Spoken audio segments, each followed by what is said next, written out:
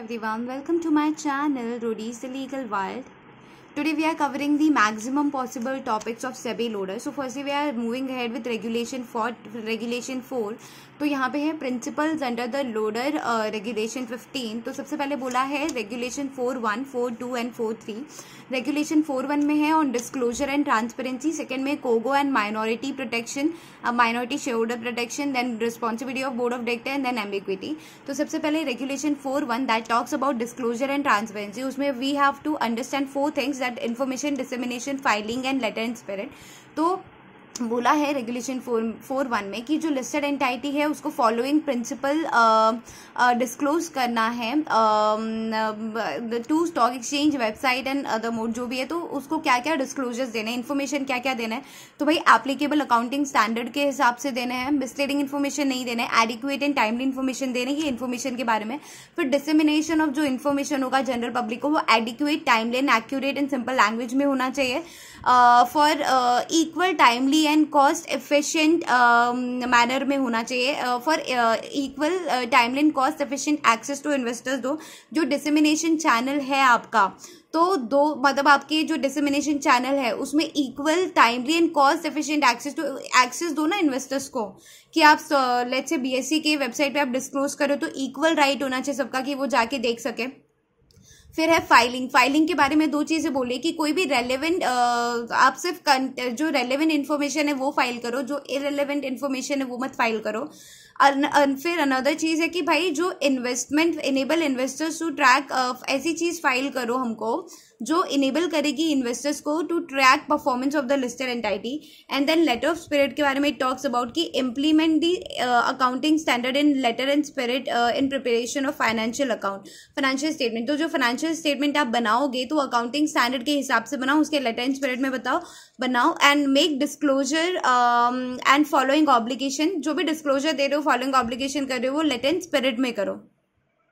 अब इसमें आएगा 4.2 विच इज सेकेंड पार्ट की CoGo and protection of minority share holder, responsive board of director and ambiguity. So we would move head with this further. So it says that principle governing CoGo and protection of minority share holder. तो अब इसमें भी 4 part है कि right of share holders क्या है, फिर timely information क्या है, इक्विटेबल ट्रीटमेंट के बारे में बताओ, role of stake holders in CoGo बताओ, डिस्क्लोजर एंड ट्रांसपेरेंसी बताओ. तो one thing I just want to ask you that कि मैं आपको ये चीज़ तो लर्न नहीं करा सकते ना कि राइट्स ऑफ शेयर होल्डर लिखना है, टाइमली इन्फॉर्मेशन लिखना है. See if you remember these 5 headings कि राइट्स ऑफ शेयर होल्डर लिखना है, timely information, equitable treatment, role of stake holder in CoGo, disclosure and transparency, ये तो लर्निंग वाला पार्ट है. I can help you out with this, but we have to understand one thing when we talking about principle governing CoGo and protection of minority share holders. उसमें we have to write 5 topics which is right of shareholder and all that. तो firstly we'll start with right of shareholder. right of shareholders में क्या बोला है कि right of shareholder में 2 right they रहे हैं कि आप पार्टिसिपेट का मौका दो उनको, और जनरल मीटिंग में आप उनको क्या राइट्स देने वाले हैं. और ये जो एक्स्ट्रा है तो पार्टिसिपेट आप किस में करोगे, तो उनको राइट दो to participate and informed of decision concerning fundamental corporate changes. कि कॉर्पोरेट चेंजेस, कोई फंडामेंटल कॉर्पोरेट चेंजेस है तो आप उनको पार्टिसिपेट और इन्फॉर्म डिसीजन का राइट दो.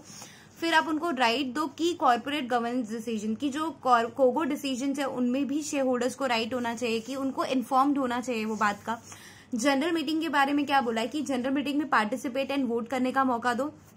Information of rules, voting procedure जो भी है वो बताओ, और उनको अपॉर्चुनिटी दो कि उनको कोई क्वेश्चन है जो उनको बोर्ड ऑफ डायरेक्टर को पूछना है तो पूछ सकते हैं. Also if they want to place any item on agenda on general meeting they can also do that.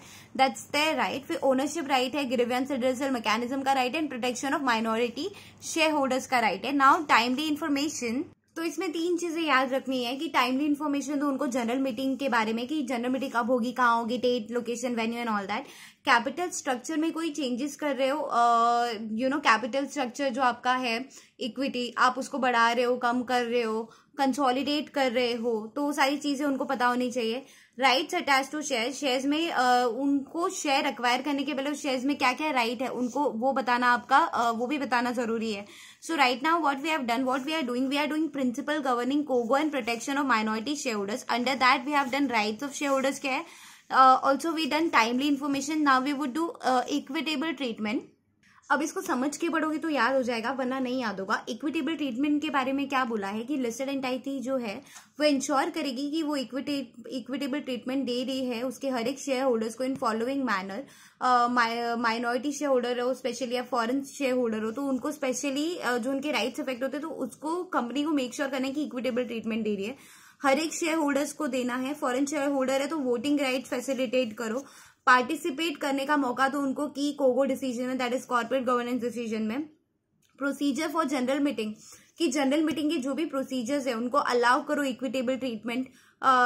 फिर प्रोसीजर इसके लिए आप देखो कि उनका जो वोटिंग राइट है डिफिकल्ट मत बनाओ या एक्सपेंसिव मत बनाओ उनको वोट करने के लिए। Devise a framework to insider trading को अवॉइड करने के लिए फ्रेमवर्क बनाओ। तो these are the equitable treatment to share holders, की सबको दो, फॉरेन शेयर होल्डर्स को भी वोटिंग राइट का मौका दो, कि कोगो डिसीजन में उनको पार्टिसिपेट करने का मौका दो। इक्विटेबल ट्रीटमेंट अलाउ करो जनरल मीटिंग में, और वोटिंग डिफिकल्ट या एक्सपेंसिव मत बनाओ, और devise a framework to avoid insider trading, that is equitable treatment. Now we are doing two things, which is role of stakeholders in COGO and disclosure and transparency. Now role of stakeholders in COGO में क्या है कि COGO मतलब corporate governance, role of stakeholders in COGO क्या है?